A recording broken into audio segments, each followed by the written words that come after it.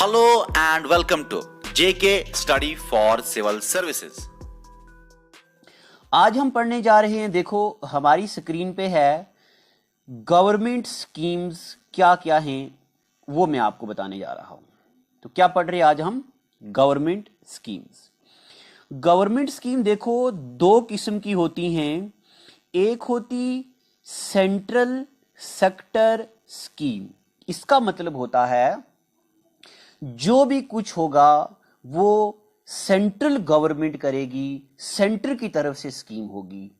और दूसरे नंबर पे होता है, एक होता है सेंट्रल सेक्टर स्कीम और दूसरे नंबर पे होता है centrally sponsored scheme.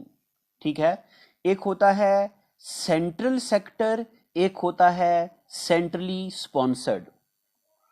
Central sector का मतलब होता है पूरी स्कीम सेंटर की तरफ से है, और सेंट्रली स्पॉन्सर्ड का मतलब होता है सेंट्रल गवर्नमेंट उसको स्पॉन्सर करेगी, यानी कि कुछ पेमेंट देगी, कुछ अमाउंट देगी उसका। इतना पता चल गया आपको? थोड़ा इनके बारे में डिफरेंस पढ़ते हैं। जो सेंट्रल सेक्टर स्कीम है वो इंप्लीमेंट करती है central government. Central sector scheme is implemented by central government. और सेंट्रली स्पॉन्सर्ड स्कीम जो है ये इंप्लीमेंटेड बाय स्टेट गवर्नमेंट, यानी कि फंड तो सेंटर करता है बट इंप्लीमेंट फाइनली कौन करता है? इसमें स्टेट इंप्लीमेंट करती है। इतना पता चल गया आपको? अब हम और आगे चलते हैं, देखते हैं इनके में और क्या क्या फर्क है। ये जो सेंट्रली स्कीम है यानी कि सेंट्रल वाली, उसमें डायरेक्टली फंड करती है सेंट्रल गवर्नमेंट। डायरेक्टली पैसा कौन देती है? Central government. मगर जो सेंट्रली स्पॉन्सर्ड स्कीम है उसका बर्डन जो होता है फाइनेंस का, वो सेंट्रल गवर्नमेंट भी और स्टेट गवर्नमेंट भी फिक्स्ड रेशो में डिसाइड करते हैं कि कौन कितना अमाउंट देगा। इसमें यहां तक हो गया। जो सेंट्रली स्पॉन्सर्ड स्कीम है ये 7th शेड्यूल में आती है।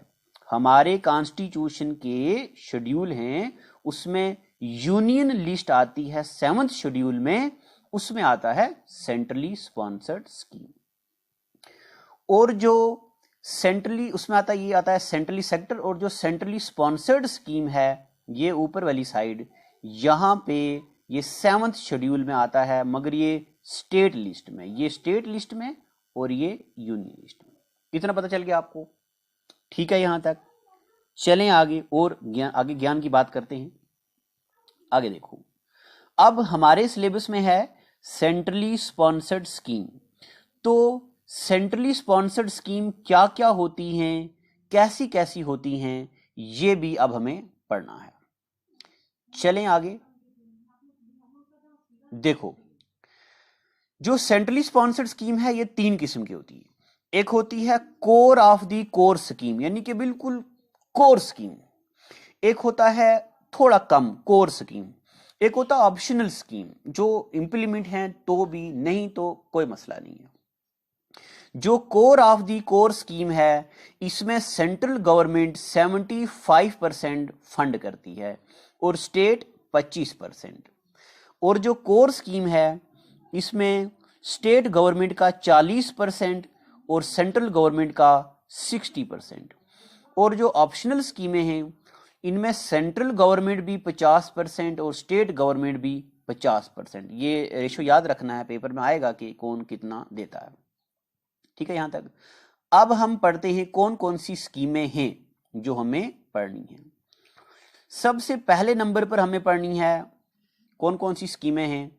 उनमें पहले नंबर पे है जन धन योजना। पहली स्कीम कौन सी है? जन धन योजना। जन धन योजना की डेट क्या है? 28 अगस्त 2014। जो कोई स्कीम कौन सी डेट को लॉन्च की जाती है वो याद रखना है। तो ये 28 अगस्त 2014 को लॉन्च की गई।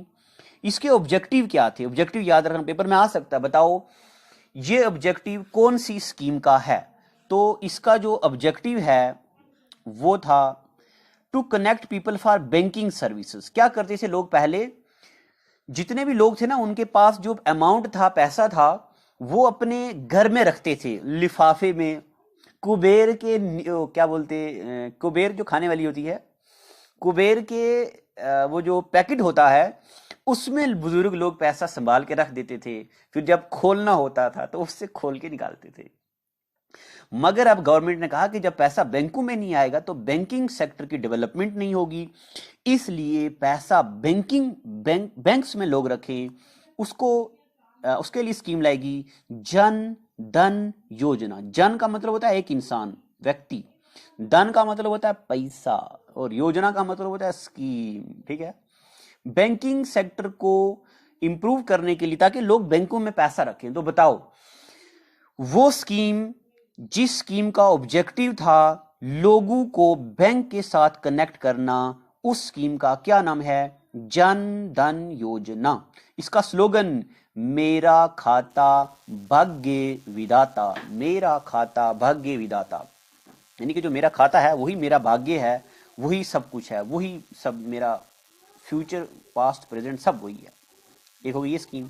दूसरी स्कीम है स्किल इंडिया मिशन। तो स्किल इंडिया मिशन 28 अगस्त 2014 को इंट्रोड्यूस की गई। इसका ऑब्जेक्टिव था स्किल डेवलपमेंट इन यूथ। जो युवा है हमारा, जवान लोग हैं, उनमें स्किल डाले जाएं। तो इसको मैनेज कौन करता है? Managed by national skill development corporation of India. ठीक है, कौन सी स्कीम को कब इंट्रोड्यूस किया गया है, उसका ऑब्जेक्टिव क्या है, और अगर कोई स्पेशल एजेंसी है उसको मैनेज करने की, तो वो भी हमें याद रखना है। यहां तक पता चल गया आपको। आगे चलते हैं, make in India. Make in India जो है ये बड़ा सक्सेसफुल रहा है। इसमें हम अपनी कंट्री में ही सामान बनाएंगे। 28 सितंबर 2014 को ये make in India scheme introduce की गई है। 28 सितंबर 2014 को। ऑब्जेक्टिव क्या है? प्रमोटिंग मैन्युफैक्चरिंग सेक्टर, के इंडिया में जो मैन्युफैक्चरिंग सेक्टर इंडस्ट्री है उसको प्रमोट किया जाए, ताकि हम सारा सामान खुद अपनी कंट्री में बनाएं। 25 सेक्टर जो हैं इंडियन इकोनॉमी के, उसको कवर किया गया इसमें, ताकि बनाया जाए इंडिया को मैन्युफैक्चरिंग हब। जिस तरह चाइना मैन्युफैक्चरिंग हब है, उस तरह इंडिया भी मैन्युफैक्चरिंग हब बन जाए। ठीक है, यहां तक। आगे चलते हैं, स्वच्छ भारत मिशन। जो स्वच्छ भारत मिशन है ये 2 अक्टूबर 2014 को इंट्रोड्यूस किया गया। इसका ऑब्जेक्टिव क्या है? मेकिंग इंडिया क्लीन टिल 2 अक्टूबर 2019। 2 अक्टूबर 2019 तक जो इंडिया है उसको बिल्कुल क्लीन बनाया जाए, सारी गंदगी को धो दिया जाए उसमें से।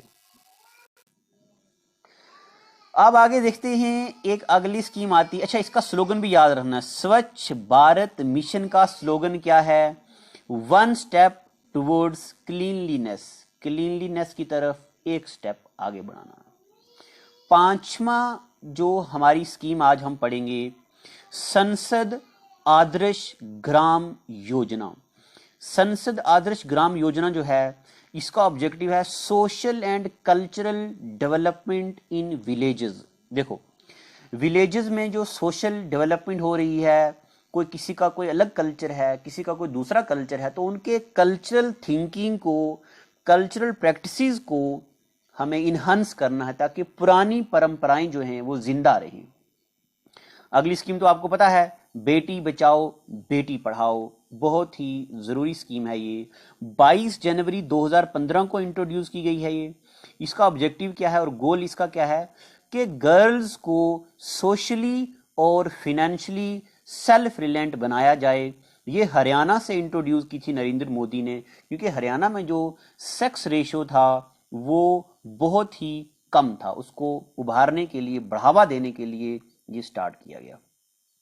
इसका जो साक्षी मलिक हैं, उनको 26 अगस्त 2016 को इसका ब्रांड एम्बेसडर बनाया गया है। किसका? बेटी बचाओ बेटी पढ़ाओ स्कीम का।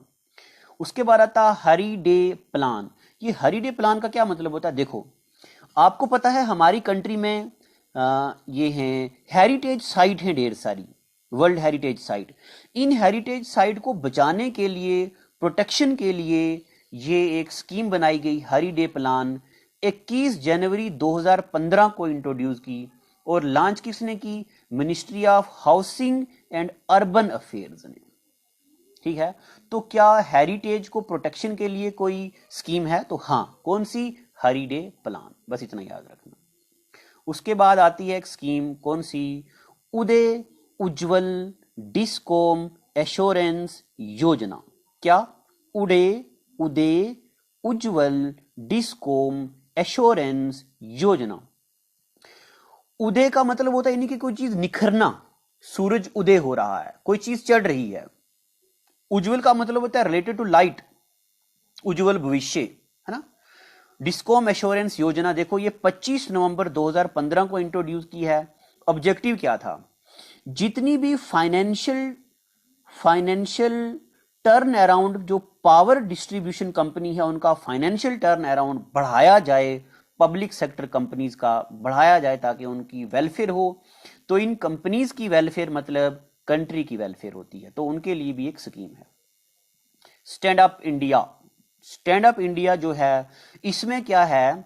जितने भी SC/ST कम्युनिटी के लोग हैं और या कोई विमेन हैं जो न्यू कंपनी स्टार्ट करना जा रहे हैं, उनको 10 लाख से लेके 1 करोड़ तक अमाउंट दिया जाएगा। इस स्कीम को बोलते हैं स्टैंड अप इंडिया। तो बताइए, वो स्कीम जिसमें SC/ST कम्युनिटी के या वुमेन में SC/ST वाली है, कोई भी वुमेन को जो न्यू कंपनी स्टार्ट करने जा रही हैं, उनको इतना अमाउंट दिया जाएगा, तो ये कौन सी स्कीम है? तो ये stand up India scheme. Prime minister Ujjwala plan, prime minister Ujjwala का मतलब होता है लाइट से रिलेटेड। ये स्कीम जो है ना, इस स्कीम में क्या है? LPG कनेक्शन दिया जाएगा BPL फैमिलीज को, और ये बहुत सक्सेसफुल मिशन रहा है नरेंद्र मोदी साहब का। प्राइम मिनिस्टर उज्ज्वला प्लान 1 मई 2016, ये आ सकता है, इसमें से पेपर में ऐसे सवाल बनेगा, कौन सी स्कीम ऐसी है जो जिसने LPG कनेक्शन दिया है BPL फैमिलीज को? तो कौन सी है? Prime minister Ujjwala plan. एक भारत श्रेष्ठता भारत, यानी कि एक इंडिया, अखंड इंडिया, अटूट इंडिया, एक भारत है, ये कौन सी स्कीम है? इसमें क्या किया जाएगा? इसका ऑब्जेक्टिव क्या है? Unity in diversity. आपको पता है इंडिया में अलग अलग स्टेट में अलग अलग डांस होते हैं और खाने अलग अलग होते हैं, फंक्शन अलग अलग होते हैं, फिर भी हम चाहते हैं कि एक इंडिया में एकता रहे। 31 अक्टूबर 2015 को ये स्टार्ट किया था, प्रमोट करने के लिए नॉलेज और culture, tradition, practices of different state and union territories, और उनके बीच में एकता भी बनाई रहे, इसलिए होता। उसके बाद MG नरेगा। MG नरेगा की फुल फॉर्म मैंने खुद नहीं लिखी है, आपको नीचे कमेंट सेक्शन में लिखना है ये क्या होता है MG नरेगा, इसके बारे में। MG नरेगा देखो 2 फरवरी 2016, डेट भी याद रखनी। इसका ऑब्जेक्टिव क्या था? To provide right to work to BPL people. बताइए, वो स्कीम जो राइट टू वर्क देती है, किसको? BPL लोगों को। उस स्कीम का क्या नाम है? उसका नाम है MN नरेगा। अब इसके बारे में यह भी आपको याद रखना है कि यह एक खास स्कीम है जिसमें 90% फंड सेंट्रल गवर्नमेंट करेगी। कितना? 90%। ये जरूरी है, देखो ये एक यूनिक स्कीम है, इसमें 90% फंड जो है वो सेंट्रल गवर्नमेंट करेगी। अब देखिए, हाउसिंग फॉर ऑल, सारे लोगों को घर बना दिया जाएगा, सारी फैमिलीज में उनको कुछ अमाउंट दिया जाएगा। ये ministry of housing and urban affairs ने इंट्रोड्यूस की थी 2015 को। ठीक है, housing for all. Prime minister Jan Aushadhi Yojana. औषधि का मतलब होता है हिंदी में मेडिसिन के रिलेटेड, औषधि medicine. It was launched by ministry of chemical fertilizer. Objective क्या थे? Best medicine at affordable price. अब मेडिसिन की बात हो रही यहाँ पे कोई वो क्या बोलते फेयर एंड हैंडसम और लिपस्टिक, ये नहीं है। तो यहाँ पे क्या है? Medicine, best medicine affordable prices में अशुद्धि योजना, अशुद्धि का मतलब ये होता है मेडिसिन। ये कुछ स्कीम्स हैं जो हमें याद रखनी